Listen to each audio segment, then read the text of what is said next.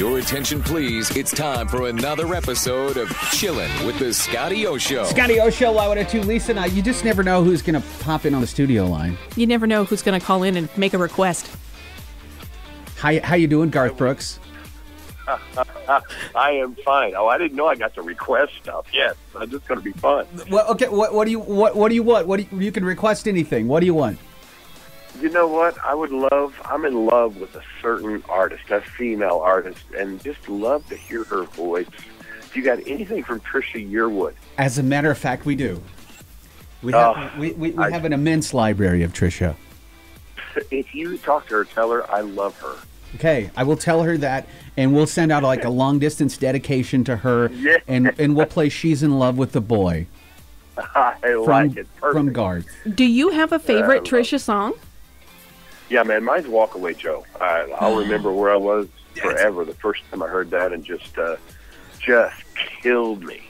That's one that goes boom right there, and you feel it. So. Oh, man, I love it. It's also, we kind of started this business out together. Mm-hmm. So we got our record deals about the same time. We were in the demo singing world at the same time.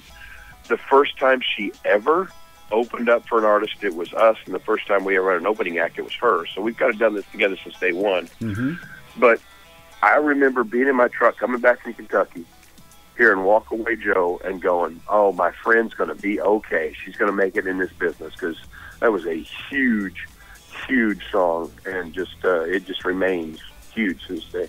For all those kids out there that are listening right now that are like, man, I don't know what I want to do with my life, or I've tried this, or I've tried that, and this didn't work out this time or that time. When you went to Nashville and when you took a crack at this business, and I speak to this because we were just talking off the air, you and I have been in country radio for about the same amount of time. Don't give up, because your first time that you went, you had to regroup and go back. Yeah, man, the first time I went, I spent about 24 hours there, about a day. Because you get here and you realize immediately, holy cow, this is about business. This is about suit and ties. And I wasn't ready for that, man. I was ready for straw hats and gooseneck trailers, and it's just, that's in Oklahoma, that's in Nebraska, but the suit and tie part of it's here. So you have to kind of know that when you come here. Get here, you're going to have to get a job. It probably ain't going to be a job that you're going to want, like, making music. Mm-hmm. And you're going to start getting out at night, going to these writers' nights, meeting these people, and the process begins. And it was a little more real life, and I think I was ready to deal with it at that age.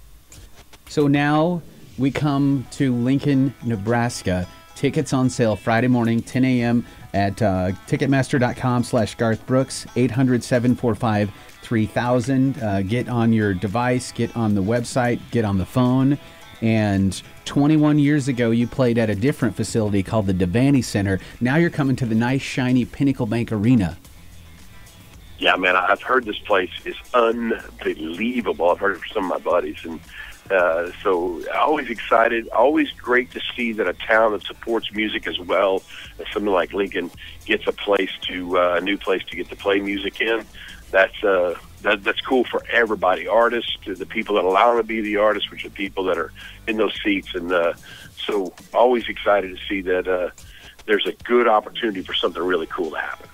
Now, with this world tour that you're on, it's a 3-year world tour. You're breaking records that were held by the Beatles and the Rolling Stones and some of your own records. Mm-hmm. How does that feel to know that you're doing that?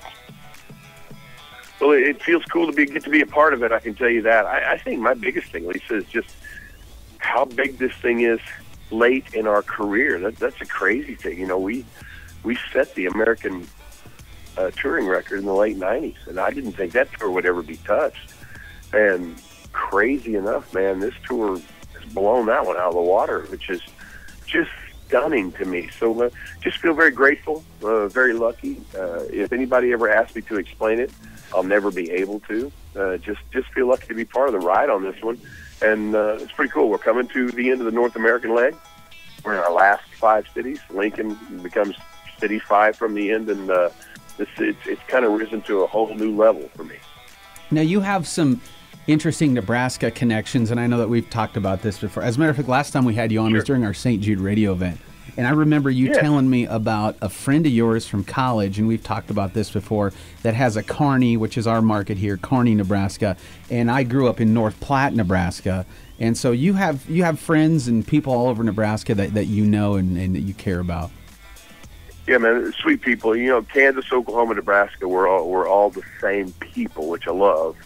And yeah, his name is Thomas Butler, and Tom's just a sweet guy. I'm actually going to be talking to North Platte later today, so it'd be cool. We'll talk about him there too. And then, you know, Lincoln was the last place I ever got to compete. It was my last collegiate meet as a javelin thrower. Threw for the Cowboys down at Oklahoma State, and it's good. I brought my baby up to Nebraska, to my oldest baby up to Nebraska, about going to school there and on her college tours and visits. So it's been a place that just is a joy for me to get to be at. You tell Thomas that Scott O'Rourke, that's my stage name is ScottyO, but he would know that family. He would know back in North Platte. So when you talk to him, you tell him that I said hello. For sure. I'll do it, man. Thank you very much. Very sweet. Absolutely. So so we get ready for this big show here, and people are going to be buying tickets and things like that, and people are going to, one of the things you take pride in is people invest their hard-earned money into Garth Brooks, and you give them every ounce back on that stage. That's very sweet of you to say that. I you know, people on this whole tour, people keep going, hey, man, we appreciate the ticket prices, and you look at the ticket prices, and I don't know what you do for a living, but damn, that's still high for me. You know, I can't believe it costs as much to come to a show. Nobody ever comes by themselves, so immediately double it.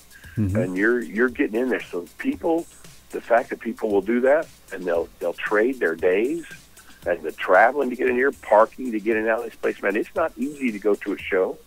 And I think what I want people to know more than anything is I know, and I can't thank you enough for the effort you've made to come spoil me to death. And I don't know why.